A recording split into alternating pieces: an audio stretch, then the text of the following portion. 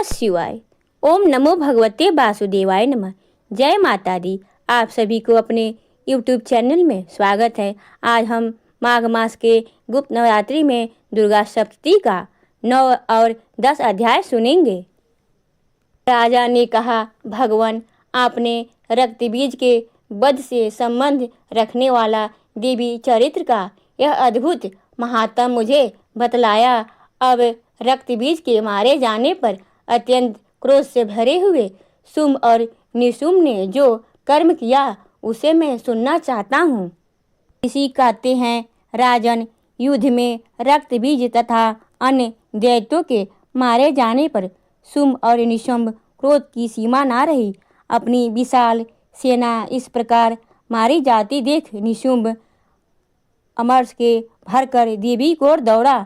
उसके साथ असुर की प्रधान सेना थी। उसके आगे पीछे तथा पार्श्व भाग में बड़े बड़े असुर थे, जो क्रोध से ओठ चबाते हुए देवी को मार डालने के लिए। महापराक्रमी शुंभ भी अपनी सेना के साथ मातृगढ़ से युद्ध करके क्रोधवश चंडिका के मारने के लिए आ पहुंचा।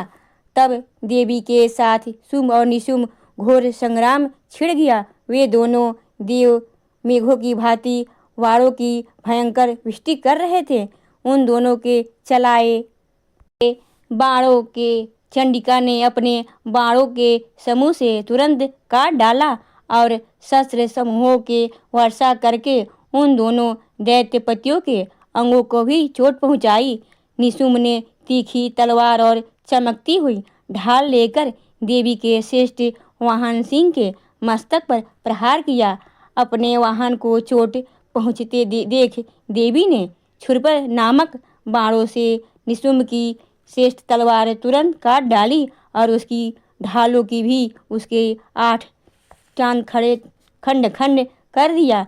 ढाल और तलवार के कट जाने पर उसे असुर ने शक्ति लाई, किंतु सामने आने पर देवी ने चक्र से उसके भी 2 टुकड़े कर दिए। अब तो निशुंभ क्रोध से जल उठा और उस दानव ने देवी को मारने के लिए शूल उठाया, किंतु देवी ने समीप आने पर उसे भी मुक्के से मारकर चूर कर दिया। तब उसने गदा घुमाकर चंडी के ऊपर चलाई, परंतु वह भी देवी के त्रिशूल से कटकर भस्म हो गई। तदंतर दैत्यराज निशुंभ को फरसा हाथ में लेकर आते देख देवी ने बाणों के समूह से घायल धरती पर सुला दिया। उसे भयंकर पराक्रमी भाई निशुंभ के धराशायी होने जाने पर शुंभ को बड़ा क्रोध आया और अंबिका का वध करने के लिए वह आगे बढ़ा।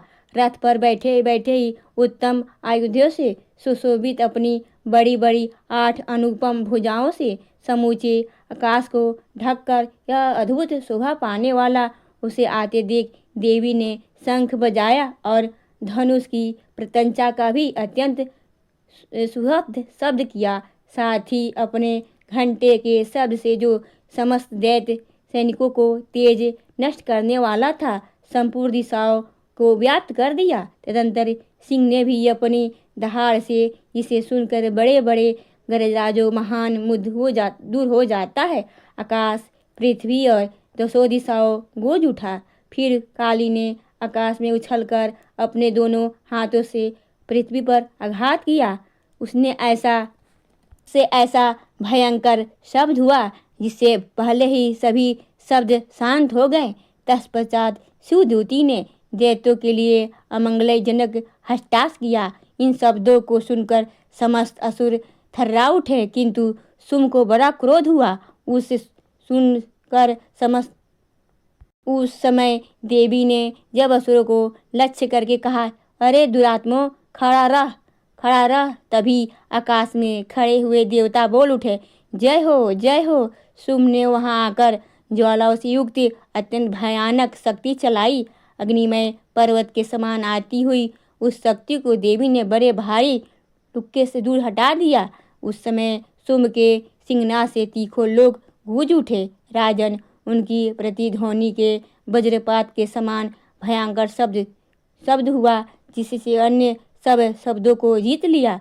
शुंभ के चलाते हुए बाणों के देवी के चलाए हुए बाणों से शुंभ ने अपने भयंकर बाणों द्वारा सैकड़ों और हजारों टुकड़े कर दिए। तब क्रोध से भरी हुई चंडिका ने शुंभ को शूल से मारा। उसके आघात से मूर्छित होकर वह पृथ्वी पर गिर पड़ा। इतने में ही निशुंभ चेतना हुई और उसने धनुष हाथ में लेकर बाणों द्वारा देवी काली तथा सिंह को घायल कर डाला। फिर उस दैत्यराज ने 10,000 बाहें बनाकर चक्रों से प्रहार चंडिका की आच्छित कर दिया। तब दुर्गम पीड़ा का नाश करने वाली भगवती दुर्गा ने कुपित होकर अपने बाणों से उन चक्रों तथा बाणों को काट दिया। वह देख निशुंभ दैत्य के साथ चंडिका का वध करने के लिए हाथ में गदा ले बड़े वेग से दौड़ा।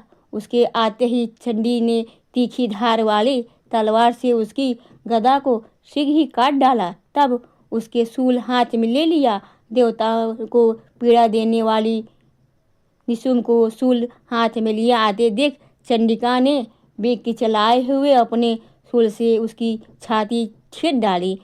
शूल से विदर हो जाने पर उसकी छाती से एक दूसरा महापराक्रमी पुरुष खड़ी रह गई कहता हुआ निकला।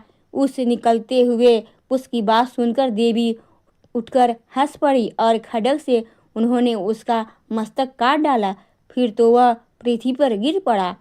तदंतर सिंह अपनी तारों से असुरों की गर्दन कुचलता खाने लगा। यह बड़ा भयंकर दृश्य था। उधर काली तथा शिवदूती ने भी अन्याय देवताओं का भक्षण आरंभ कर दिया। कौमाकारी भी शक्ति विदर होकर कितने ही महादैत्य को नष्ट कर गए। ब्राह्मणी ने मंत्रपूत जल से निस्तेज होकर गिरते ही भाग खड़े हुए। कितने ही दैत्य माहेश्वरी के शूल से छिन्न भिन्न हो धराशाही हो गए।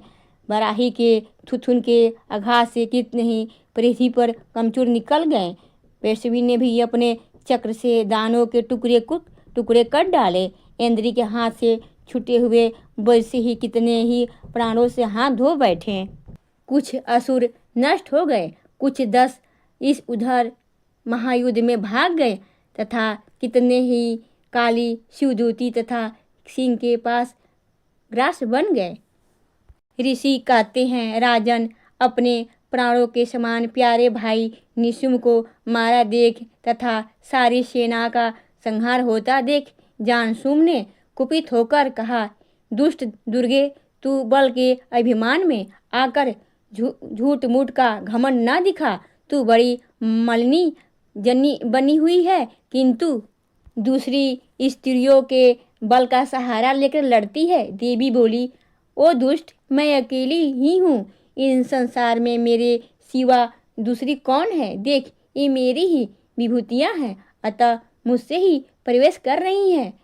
तदंतर ब्राह्मणी आदि समस्त देवियाँ अंबिका देवी के शरीर में लीन हो गई। उस समय केवल अंबिका देवी ही रह गई। देवी बोली, मैं अपनी ऐश्वर्य शक्ति से अनेक रूपों में यहाँ उपस्थित हुई थी।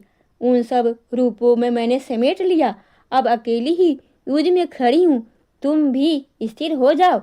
ऋषि कहते हैं, तदंतर देवी और सुम दोनों सब देवताओं तथा दानों को देखते देखते भयंकर युद्ध छिड़ गया।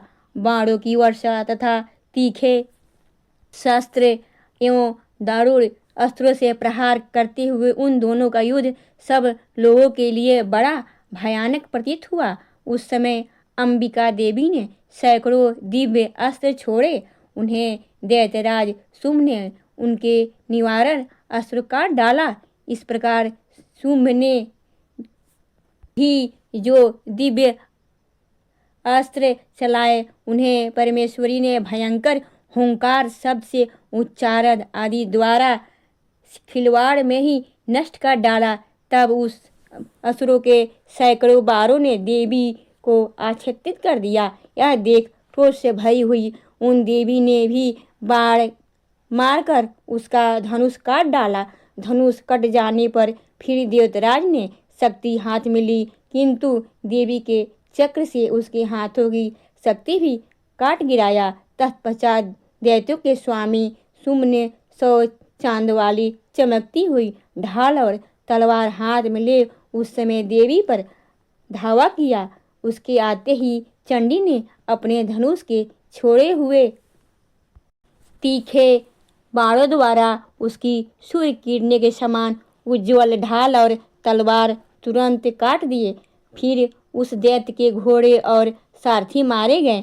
धनुष तो पहले ही कट चुका था, अब उसके अंबिका के मारने के लिए उद्गत हो भयंकर पृथ्वी के हाथ में लिया। उसे आते देख देवी ने अपने तीक्ष्ण बाणों से उसका मुर्दगर भी काट डाला, जिस पर भी वह असुर मुक्का तान कर बड़े वेग से देवी की ओर झपटा।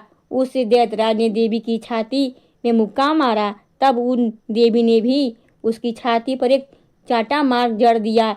देवी का यह थप्पड़ खाकर दैत्यराज शुंभ पृथ्वी पर आ गिरा, किंतु पुनः सहसा तुरंत उठकर खड़ा हो गया। फिर वह उछला और देवी के ऊपर जाकर आकाश में खड़ा हो गया। तब चंडिका आकाश में भी बिना किसी आधार के ही शुंभ के साथ युद्ध करने लगी। उस समय दैत्य और चंडिका आकाश में एक दूसरे से लड़ने लगे। उनका यह युद्ध पहले सिद्ध और मुनियों के विस्मय में डालने वाला हुआ। फिर अंबिका ने शुंभ के साथ बहुत देर तक युद्ध करने के पश्चात उसे उठाकर घुमाया और पृथ्वी पर पटक दिया। पटक के जाने पर पृथ्वी पर आने के बाद वह दुरात्मा दैत्य पुनः अंबिका वध करने के लिए उसको बड़े वेग से दौड़ा। तब समस्त दैत्य के राजा शुंभ को अपनी ओर आते देख देवी ने त्रिशूल से उसकी छाती छेद कर उसे पृथ्वी पर गिरा दिया। देवी के शूल की धार के घायल होने पर उसके प्राण प्रखेड़ु हो गए और वह समुद्रों, द्वीपों तथा पर्वत सहित समूची पृथ्वी कांपता हुआ भूमि पर गिर पड़ा। तदंतर उस दुरात्मा के मारे जाने पर संपूर्ण जगत प्रसन्न हो पूर्ण स्वस्थ हो गया तथा आकाश स्वच्छ दिखाई देने लगा। पहले जो उत्पात सूचक मेघ और उत्पात होते थे वे सब शांत हो गए तथा दैत्य के मारे जाने पर नदियाँ भी ठीक मार्ग से बहने लगी। उस समय शुंभ मृत्यु के बाद संपूर्ण देवताओं का हृदय हर्ष से भर गया और गंधर्वगण मधुर गीत गाने लगे। दूसरे गंधर्व बाजे बजाने लगे और अप्सराएं नाचने लगी। पवित्र वायु बहने लगी। सूर्य की प्रभा उत्तम ही हो गई। अग्निशाला की बुझी हुई आग अपने आप ही प्रज्वलित हो उठी तथा संपूर्ण दिशाओं के भयंकर शब्द शांत हो गए। इस तरह 9 और 10 अध्याय दुर्गा सप्तशती का पूरा हुआ। अगर आपको यह जानकारी अच्छी लगी हो तो वीडियो को लाइक करें, शेयर करें, सब्सक्राइब करें। ओम नमो भगवते वासुदेवाय नमः। जय माता दी।